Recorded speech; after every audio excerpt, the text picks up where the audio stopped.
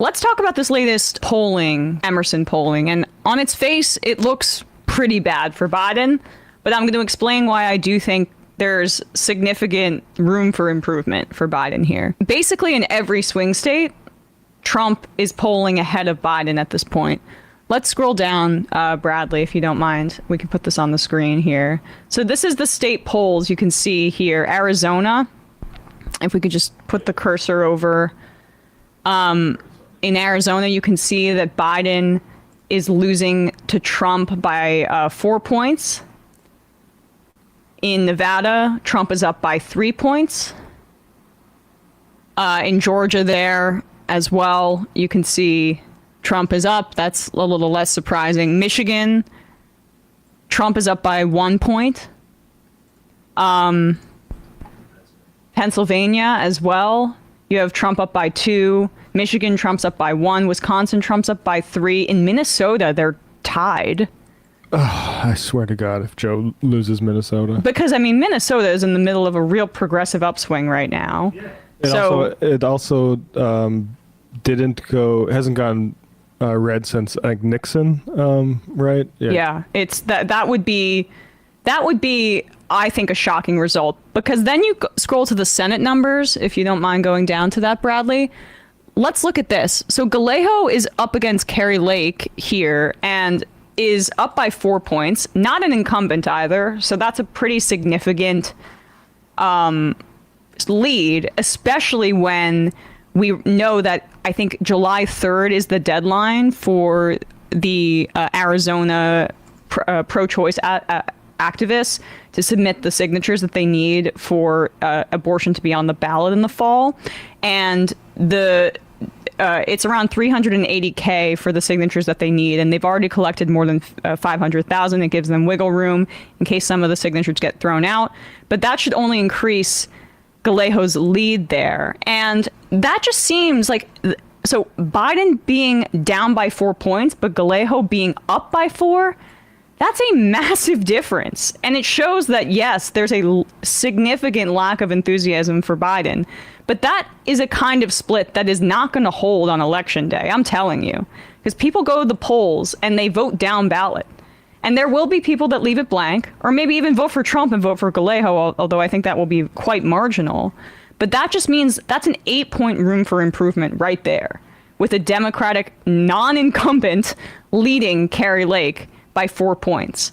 And then Jackie Rosen, who is an incumbent, but is up by 12 in Nevada, and Biden is down by 3. I mean, that is just incredible there. Right? 50% to 38. She's up by 12 points. What it looks like to me is a giant opportunity being wasted on a massively unpopular presidential candidate. Oh, and sorry, it's Gallego. I'm sorry for saying it incorrectly. Thank you for correcting me, CPJ, on the IMs. And also, just to foreground to this right before, Amy Klobuchar being up 11 in Minnesota, as well in this Michigan Senate race. Alyssa Slotkin also being up by 4 points. 4%. It's like, it's seemingly, as we're saying, even in places where we weren't even anticipating this level of like competition, Klobuchar is not even competitive for her, and yet it's tied electorally for the marquee race. It's just like, yeah, so tied in Minnesota, but Klobuchar's up by 11. That's the differential between Biden and Klobuchar. And then, as you said, in Michigan, Slotkin, not an incumbent, but she's up by 4 points as a centrist Democrat, and Biden is down by 1 point. Pennsylvania, you turn, Trump's up by 2. Bob Casey is up by 6.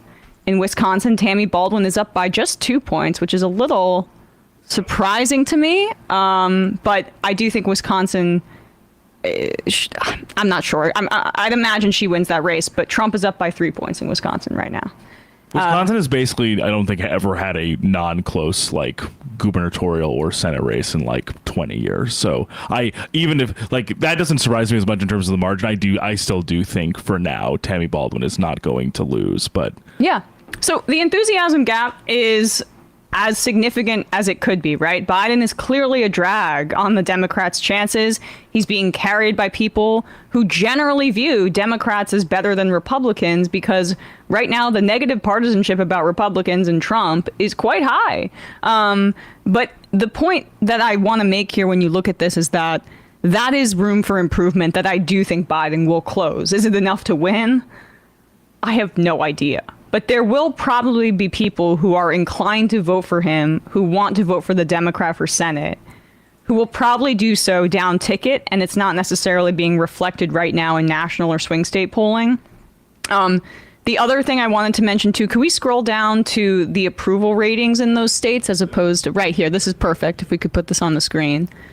So Biden's approval rating in the swing states here, Arizona 36%, Georgia 35%, Michigan 39%, Minnesota 38%, Nevada 38%, Pennsylvania 39%. So high to mid 30s in terms of approval. No 40s anywhere. And he's majority disapproval in all of those swing states. Plus 50 everywhere. But then you scroll down to those state issues there. If we could go to the abortion part. Voters in Arizona and Nevada were asked if they would vote yes or no on a potential ballot measure to establish the constitutional right to abortion in their state.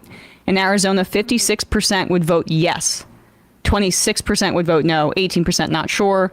But that's already a majority by 6 points voting yes in Arizona. And if those signatures hold, as I mentioned earlier, abortion is likely to be on the ballot in Arizona, which just means great things for I'm already pretending Gallego, not Gallego, Gallego, and Biden most likely. And then in Nevada, it's also probably going to be on the ballot, and the approval for an abortion measure is 58% who would vote yes versus 20% who would vote no, 21% unsure. And that measure is probably going to be on the ballot as well. June 26th is the deadline in Nevada to have the collected signatures provided to ensure that it is a ballot measure. And organizers also say they have more than enough signatures in that instance. So in Nevada and Arizona, that is the good news for the Democrats running there, including Biden. But look, Hillary lost in part because people decided not to vote one way or the other on the top of the ticket and voted on the rest of it. So I could imagine people doing the exact same thing with Biden here. I hope that that doesn't happen. But, you know, like